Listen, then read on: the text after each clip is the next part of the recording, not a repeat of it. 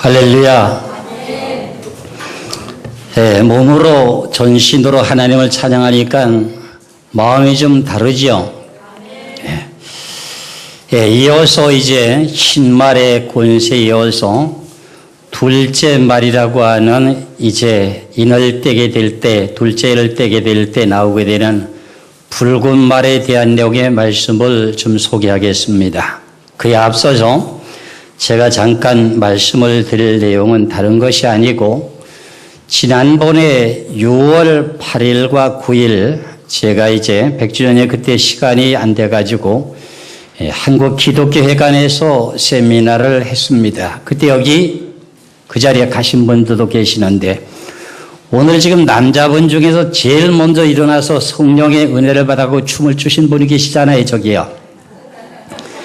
저분이 합동 측의 신령한 목사신데 어떤 일이 있었냐면은 저희들이 예배를 시작해서 예배를 드리는데 하나님께서 영화를 열어주셔가지고 보여주는 사건이 어떤 일이었느냐 할 것 때문에 하늘에서 하늘문이 활짝 열리더니 하얀 깨끗한 양털 같은 구름이 그대로 이제 세미나 장소에 내려오더라는 겁니다. 그래서 모든 사람들에게 극이 덮이고 난 후에 그 다음에 그 내용이 그대로 하늘나라로 올라가더래요.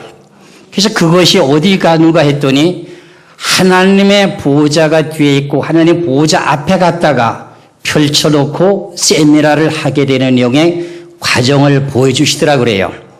그러고 난 후 하나님의 음성이 들리는 소리가 때가 급하다, 때가 급하다 이렇게 말씀하시더라는 거예요.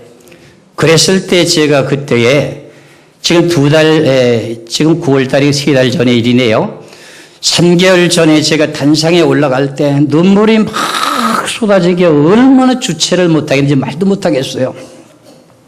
그러더니 하나님이 그런 과정의 결과를 보여주시면서 네가 전하는 요한계시록이 결과적으로 하나님의 보호자 앞에 가서 올라가서 영적으로 예배를 드리는 여기 모습을 저는 볼 수가 없었고 우리 저기 목사님이 보시게 된 내용의 과정이 그거였습니다.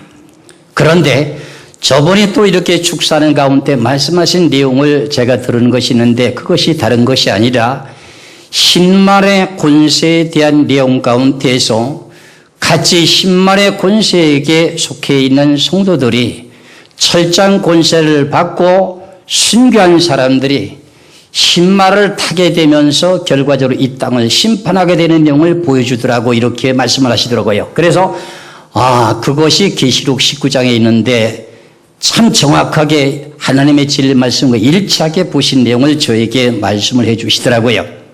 그러면 그 내용의 말씀을 한번 보겠습니다. 여러분들도 깨달으시기 바라서 제가 말씀드립니다. 계시록 19장을 보시겠습니다.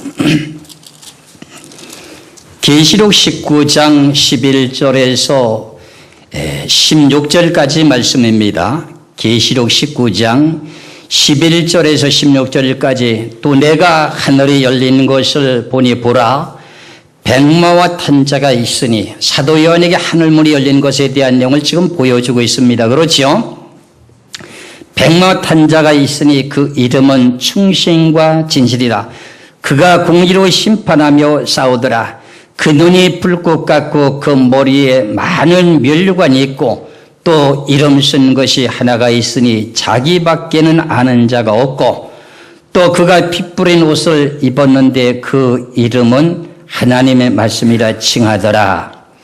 하늘에 있는 군대들이 희고 깨끗한 세마포를 입고 백마를 타고 그럽니다. 그러면은 14절의 말씀을 잘 보시기 바랍니다. 하늘에 있는 군대들이 희고 깨끗한 세마포를 입고 뭘 탔어요? 백마를 타고 그를 따르더라. 그럼 예수 그리스도를 따르더라는 겁니다. 그를 따르더라. 그의 입에서 이한검이 나오니 그것으로 만국을 치겠고 이게 철장 권세를 받은 것에 대한 내용입니다. 친히 저희를 철장으로 다스리며 그랬어요. 이 세상 권세자들을 지금 포도주틀을 밟을 때 예수 그리스도에게 속한 천열매에 속한 사람들입니다. 이 사람들이 이런 내용의 말씀을 실질적으로 영화를 열어줘서 보고 계신 분이나 저는 성경을 보고 깨닫고 있는 사람이나 이 내용이 일치한 내용이라서 여러분들이 혹시나 이 내용의 자체가 좀 의문이 생길 것 같아서 제가 소개를 해드립니다. 그럼 저나 여러분이나 아직도 순교의 숫자가 남았다고 하니 그 자리에 들어가게 되면은 철저한 권세를 받게 되고 신발을 타고 세마포스를 입고 입에 이안나의 검으로다가 이 세상 권세자들을 치면서 포도주를 밟게 되는데 예수님 혼자만 맞는 것이 아니라 지금 흰말을 탄 자와 같이 지금요 예수님과 함께 흰말을 타고 이 세상 권세자들을 포도주를 밟게 된다고 하는 내용이 계시록 19장 11절에서 16절까지입니다. 그럼 오늘 제가 이제 앞서서 말씀드렸던 계시록 6장에서 1절에서 2절의 말씀에 첫째를 떼니까 무슨 말이 나왔다 그랬습니까? 흰말이 나오고 그 탄자가 있는데 그 탄자가 활을 가졌고 멸관을 받고 나가서 이기고 이 말씀을 드리고 또 이기려고 하더라 하는 내용이 이기게 되는 내용이 계시록 19장 11절에서부터 지금 내용을 제가 소개했던 그 내용입니다. 그러면서 이어서 이제 3절에서 4절의 말씀을 갑니다.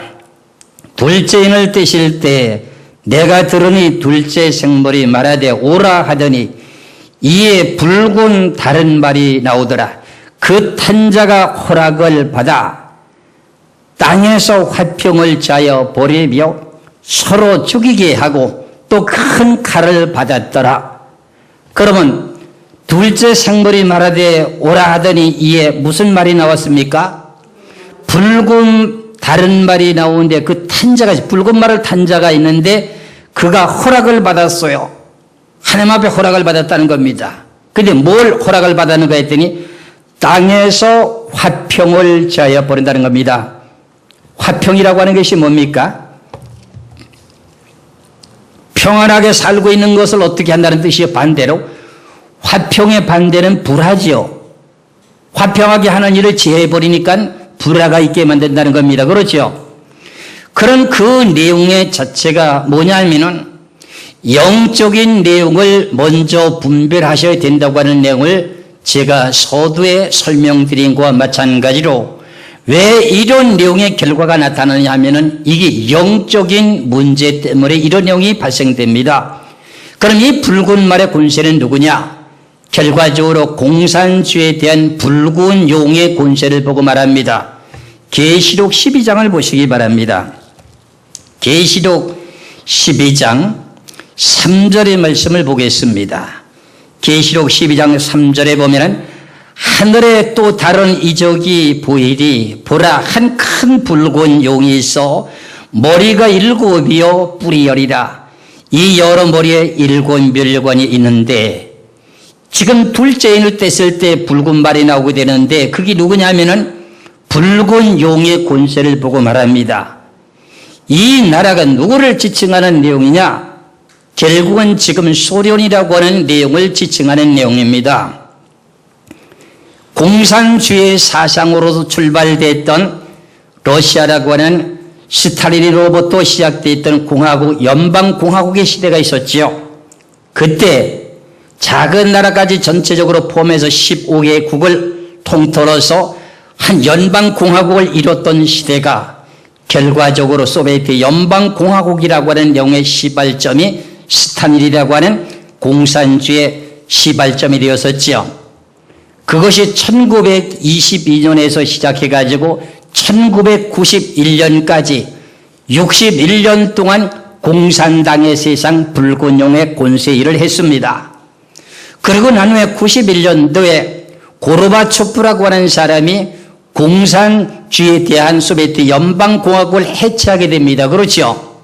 그러고 나서 지금 15개 국가의 연합국이었던 소비에트 연방공화국이 어떻게 돼요? 분리 독립이 돼서 지금 소련이라고 하는 나라가 지금 단독국가로 되어 있습니다.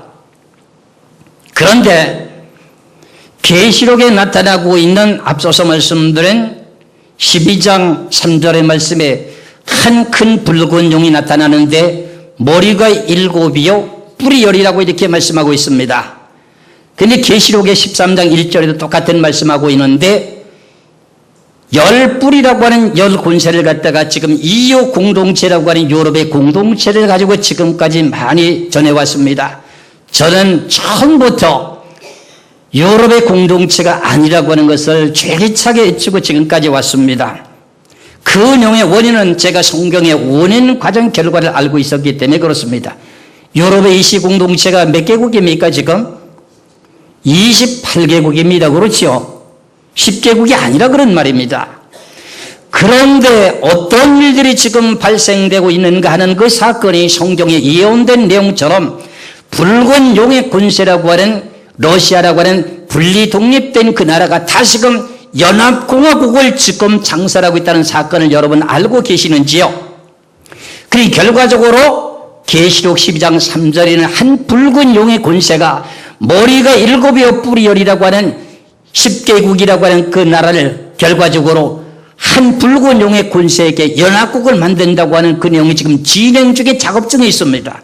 그래서 요한계시록이 거의 다가 수면에 지금 떠오르고 있다는 사건입니다. 그래서 제가 이런 내용들이 지금 어떤 단계에서 어떤 내용으로 진행되고 있는가 하는 내용을 저는 유심히 보고 있습니다. 그래서 분명코 붉은 말의 권세는 지금 저 북한에 있는 도갈마수 족속이라고 하는 러시아를 중심한 내용의 나라를 지칭하게 되는 권세를 말한다 그런 말입니다. 신말의 권세는 누구의 권세고요?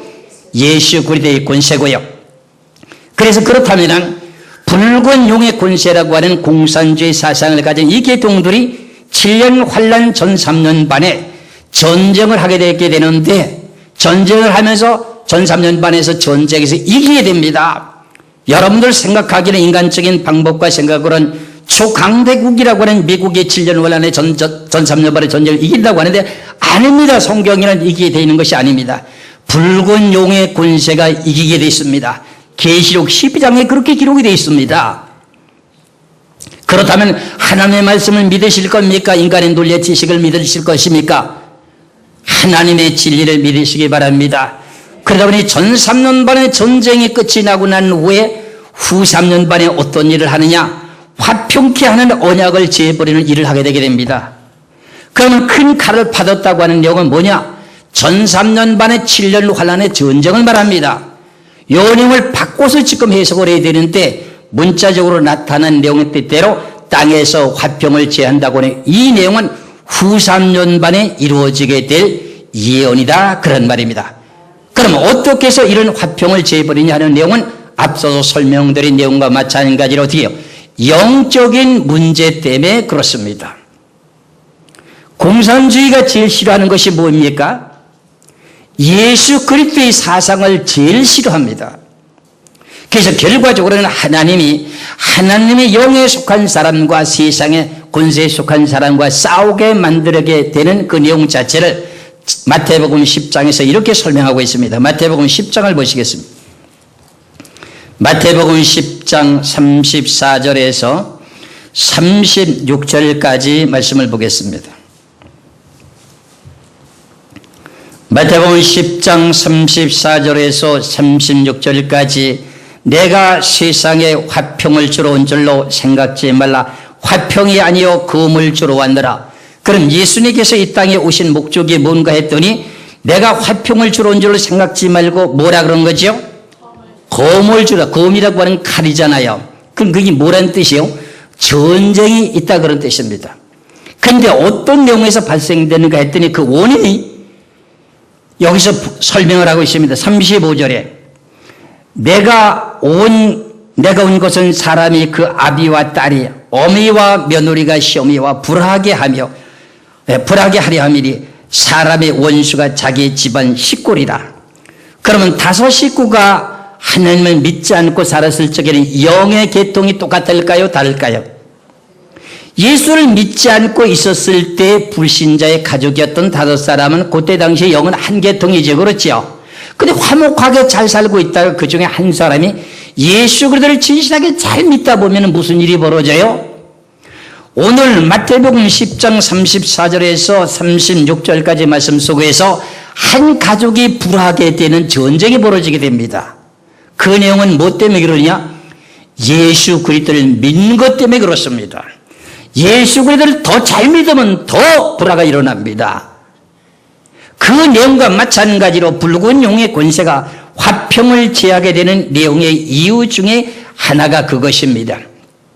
그래서 결과적으로는 형제가 형제를 치게 만들면서 결과적으로 화평을 제하게 버리는 내용의 사건이 붉은 용의 권세라는 겁니다.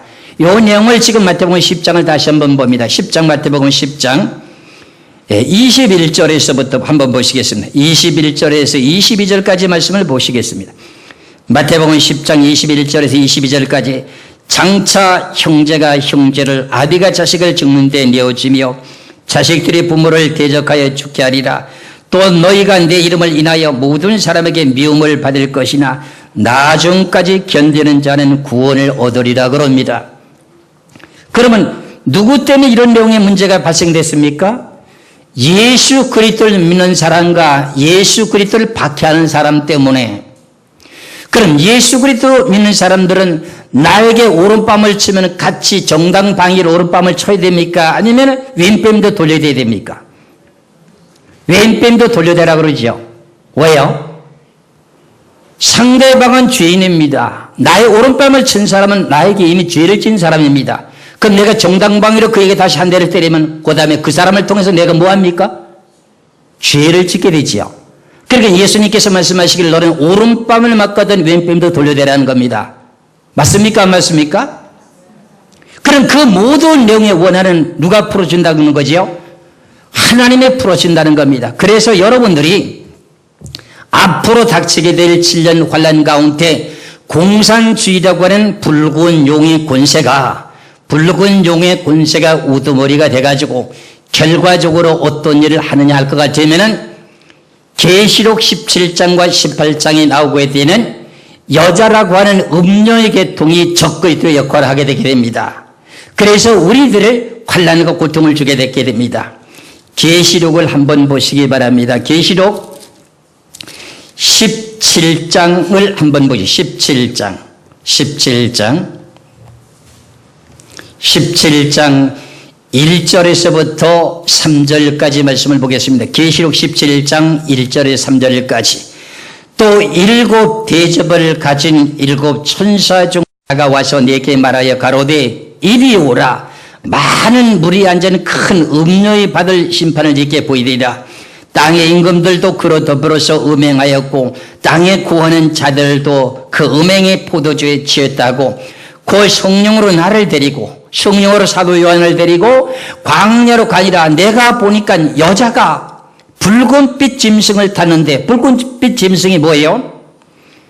지금 오늘 붉은 말을 탄 자잖아요. 그렇죠? 여자가 붉은빛 짐승을 탔대요. 붉은빛이 뭐예요? 오늘 두 번째 있는 때시대 붉은 말의 권세잖아요. 여자가 그걸 탔대요. 여자는 누구예요? 여자가 뭐예요? 예수 그리스도를 믿는 성도들의 계통이잖아요. 예수 그리스도를 믿는 사람들 보고 여자라 그럽니다. 그래서 계시록에서 근본적인 진리를 바르게 분별해야 된다고 그러잖아요. 그것을 갖다가 교리라고도 말씀하긴 하는데 정확하게 말씀드리는 내용은 이제 계시록 12장에 가서 말씀드립니다. 여자는 예수 그리스도를 믿는다고 하는 계통입니다. 여기에 여자는 누구냐 할 것 같으면 지금 계시록 17장과 18장이 연결이 되어 있는 내용이기 때문에 가톨릭이라고 하는 여왕이라고 하는 계통입니다. 여왕. 여자의 계통의 왕으로 군림하는 계통이 어디입니까? 한국교회 장로교회 총책임자를 보고 말할 때 뭐라고 말합니까? 총회장이라고 하잖아요. 그럼 감리교회 계통의 총책임자, 최고 책임자를 보고 말할 때 뭐라고 말합니까? 감독이라고 하지요. 가톨릭의 최고 책임자를 보고 말할 때 뭐라고 말합니까? 교황. 그것을 갖다가 계시록 18장에 7절에 가서는 여왕이라고 말합니다. 여자의 계통의 왕자라 그런 말입니다. 이런 내용의 근거가 있기요. 그 내용이 전부 성경에서 연결된 내용이 있기 때문에 앞으로 이 여자의 계통들이 붉은 말의 권세를 타가지고 어떤 일을 하는가 보세요. 다시 계시록 17장 3절을 봅니다. 그 성령으로 나를 데리고 광야로 가니라. 내가 보니 여자가, 그럼 여자면 누구 계통이요? 예수 그리스도를 믿는 계통이라는 겁니다. 여자가 붉은빛 짐승을 탔는데 그 짐승의 몸에 참남된 이름들이 가득하고 7 머리와 10 뿔이 있더라. 제가 앞서 소개했잖아요. 계시록 12장 3절에 붉은 용이라고 하는 계통이 뭐라는 거지요? 일곱 머리와 열 뿔이 있다는 겁니다. 그 미리 요 내용을 좀 말씀을 드릴까요? 일곱 머리라고 하는 우두머리라고 그러는데 그게 일곱 왕이라고 지금 말하고 있습니다. 그럼 이 지구가 생기고 난 후에 이 지구를 통치하는 가운데 하나님의 믿는 백성들이 생기고 나서부터 전 세계를 제국주의로 통치했던 우두머리가 일곱이 있다는 겁니다. 그것이 제일 첫 번째 우두머리가 누구예요? 이스라엘 백성들을 박해했던 애굽의 이집트 왕이라는 겁니다. 바로 왕이요. 그리고 이스라엘 백성들이 모세를 통해서 광야를 거치고 후에 가나안 땅에 들어가고 난 후에 하나님께 범죄하게 되므로 다시금 두 번째 우두머리를 들어쓰게 된 영이 누굽니까? 아수르 왕이죠. 그렇죠? 그게 두 번째 우두머리입니다. 세 번째 우두머리는 뭡니까? 유다 백성들이 바벨론으로 포로로 붙잡혔겠죠. 그렇죠? 그 바벨론 왕이었죠. 세 번째 우두머리가 전 세계를 통치했죠. 괴롭혔죠. 그렇죠? 그러고 난 후에 그 바벨론 제국을 무너뜨린 나라가 또 누굽니까? 메데파사라고 하는 페르시아 제국이라는 고레스 왕이 어떻게 돼요? 다시금 이렇게 바벨론 제국을 무너뜨리면서 몇 번째 우두머리가 됐습니까? 네 번째가 됐죠. 그런데 페르시아 제국을 무너뜨린 나라가 또 누구십니까? 그리스라고 하는 헬라 제국이잖아요. 그 다음에 헬라 제국을 무너뜨린 나라가 누굽니까? 로마 제국이잖아요. 그럼 머리가 몇 번째였어요? 첫째 이집트 왕의 첫 번째 우두머리, 두 번째 아수르 제국의 머리, 세 번째는 뭐예요? 바벨론의 머리, 그 다음에 네 번째는 뭐예요? 메데파사라고 하는 페르시아 제국의 머리, 그 다음에 다섯 번째는 헬라 제국의 머리, 그 다음에 여섯 번째는 로마 제국의 머리, 마지막에 일곱 번째가 남아있는데 일곱 번째라고 하는 내용이 붉은 용의 권세가 됩니다. 그래서 이것을 갖다가 일곱 머리의 비밀하고 일곱 뿔의 비밀이 있는데 일곱 뿔이라고 하는 그 내용의 자체는 열 뿔이라고 하는 열 뿔에 대한 내용은 계시록 17장에서 말하기를 열 뿔은 열 왕이라고 계시록 17장 12절에서 말하고 있습니다. 그러면은 이 열 뿔이라고 하는 열 뿔이 마지막에 일곱 번째 등장되게 되는 일곱 번째 우두머리가 누가 됩니까? 붉은 용의 권세. 그와 함께 연합국을 이루게 되는 내용이 결과적으로 러시아라고 하는 소비에트 연방공화국으로 시작됐던 나라가 1991년에 분리 독립되고 난 후에 지금까지 23년이가 흐르고 난 후에 지금 다시금 푸틴이라고 하는 대통령이 연합국을 지금 선포하고 있습니다. 마지막에 7년 환란을 준비하기 위해서 지금요. 성경대로 모든 내용이 지금 계속 진행되고 있으면서 성경대로 모든 것이 다 정확하게 맞아떨어지고 있습니다. 그런데 이 여자라고 하는 여자가 계시록 17장 3절에 붉은빛 짐승을 타는데 그 짐승의 몸에 참남된 이름들이 가득하더라. 일곱 머리와 열 뿔이 있더라 그랬어요. 그러면 일곱 머리 중에 여자가 어떤 머리를 탔다는 거지? 몇 번째 머리를요? 일곱 번째 붉은 용의 머리를 탔다는 거예요. 왜 그러면 여자가 붉은 용의 권세와 지금 함께 하나가 됩니까? 이게 결과적으로 뭐를 주장하느냐? 적그리스도라는 겁니다. 제가 이렇게 되는 이 내용 자체, 이 말씀의 설교가 결과적으로 인터넷을 통해서 지금 전 세계를 퍼져나갈 수가 있고 이 내용을 가톨릭 계통에서 들을 수도 있습니다. 그러나 저는 성경이 맞기 때문에 맞다고 합니다. 그 내용을 제가 다니엘 서기를 통해서 7장을 통해서 9장을 통해서 그 내용의 비밀들이 정확하게 기록이 되어 있기 때문에 내가 이렇게 담담을 외치고 전하고 있습니다. 그래서 다니엘 7장 25절이라고 하는 그 계통이 붉은 용의 계통의 말을 타고 우리들을 괴롭히게 되므로 지금 화평을 제하게 되는 내용도 같이 연결되고 있습니다. 다니엘 7장 25절의 말씀을 보겠습니다.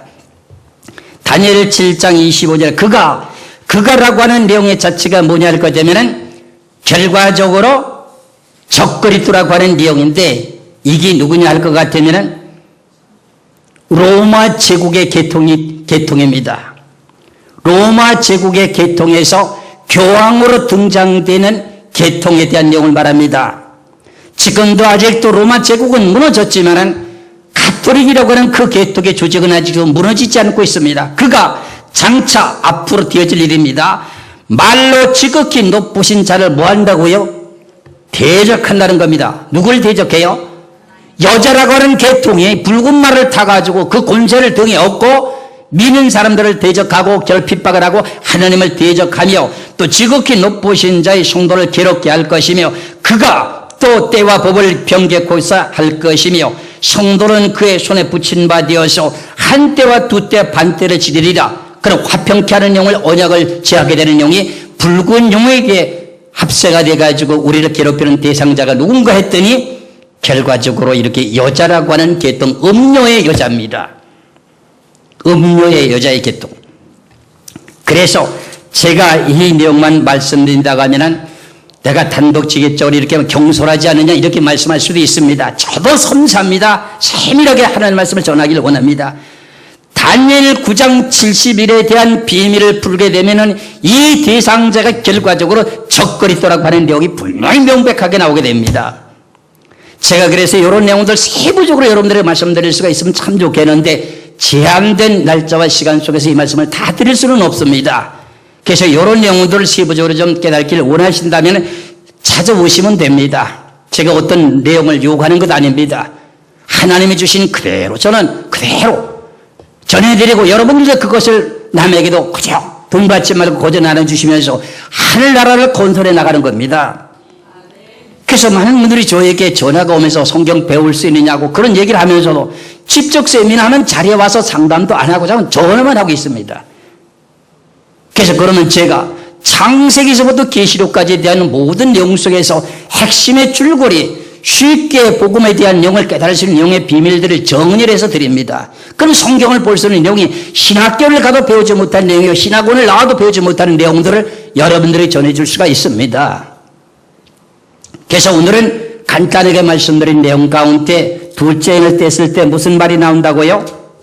붉은 말이 나오더라 그랬어요. 붉은 말이 나오더라. 그 탄자가 허락을 받아서 하나님께 허락을 받아갖고 땅에서 뭘 제하버리고요? 화평을 제하여 버리고 그랬어요. 그 다음에 두 번째 또 뭐가 있습니까? 또 큰 칼을 받았더라. 큰 칼은 뭡니까? 작은 칼은 뭐고요? 민족과 민족끼리 싸우는 거겠죠. 큰 칼이라고 하는 내용은 결과적으로 앞으로 닥치게 될 7년 환란의 전 3년 반에 대한 내용입니다. 그렇다면 둘째 인을 뗐을 때 화평을 제하여 버리는 것은 7년 환란 가운데 언제 되어질 내용의 예언이라고요? 후 3년 반. 또 큰 칼을 받았다고 하는 내용은 언제 거라고요? 전 3년 반의 7년 환란의 전장을 말합니다. 제가 간단하게만 말씀드립니다. 에스겔서 38장을 보시겠습니다.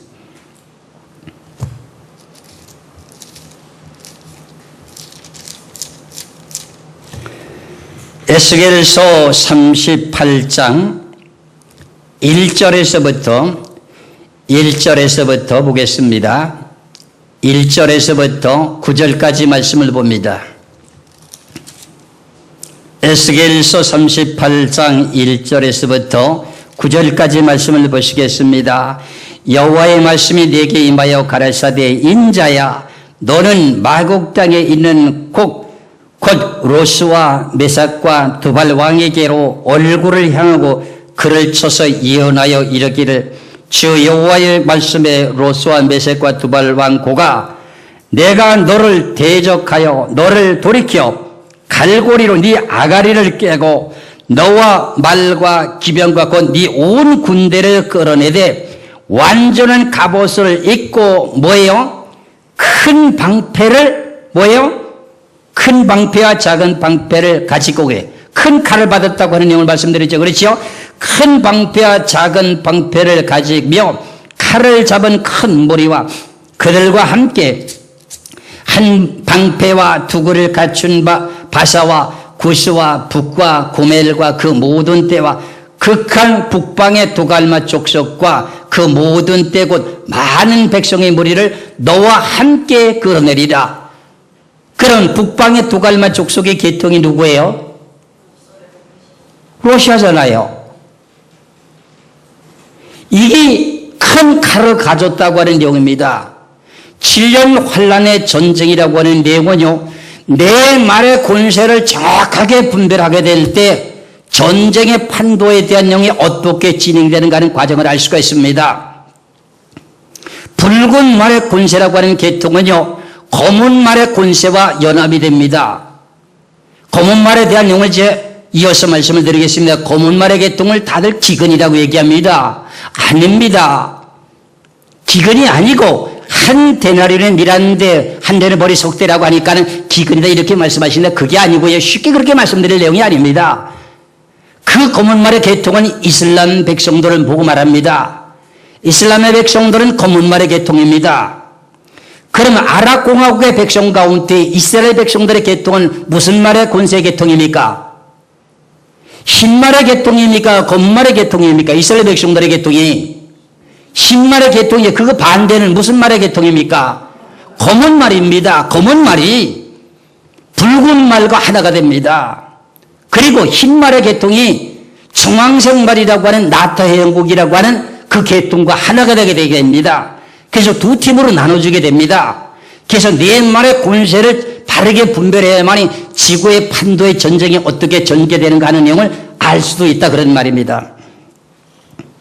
그러면 지금 큰 칼을 받았다고 하는 내용은 지금 붉은 말의 권세가 7년 환란에 전 3년 반에 전쟁을 하게 되는데 에스겔서 38장 이제 8절서부터 9절까지 보면은 어느 땅으로 목표를 정해서 오는 가는 것을 보시겠습니다. 여러 날 후에 곧 말년에 네가 명령을 받고 그 땅 곧 오래 황무했던 이스라엘 산에 이르리라. 이스라엘 산은 무슨 뜻입니까? 산꼭대기에 올라간다는 뜻입니까? 이스라엘 나라를 간다는 뜻입니까?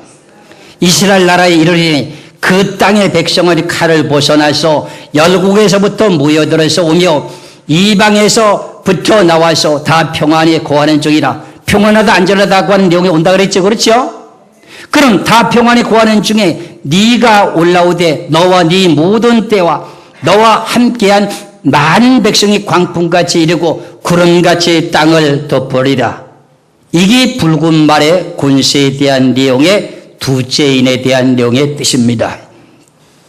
그래서 붉은 말의 권세인 지금 러시아가 시리아라고 하는 나라가 오랫동안 계속 지금 민족과 민족들이 같은 족속들이 전쟁을 하면서 전쟁이 끝이 안 나게 되니까 지금 러시아가 개입하고 들어섰습니다. 지금요. 그럼 제가 말씀드린 내용처럼 그대로 성경들이 이루어지는가 하는 것을 시간이 되면서 한번 보시기 바랍니다. 그러면 야 이명 목사 세미나하는데 보니까 성경의 예언을 증거했던 그 내용대로 그대로 되더라. 성경이 하나님의 말씀이 진리더라 하는 내용을 하나님 앞에 감사하시면서 영광 돌리시기 바랍니다. 그렇다면 이제 세 번째 인에 대한 내용을 가겠습니다. 세 번째 인입니다.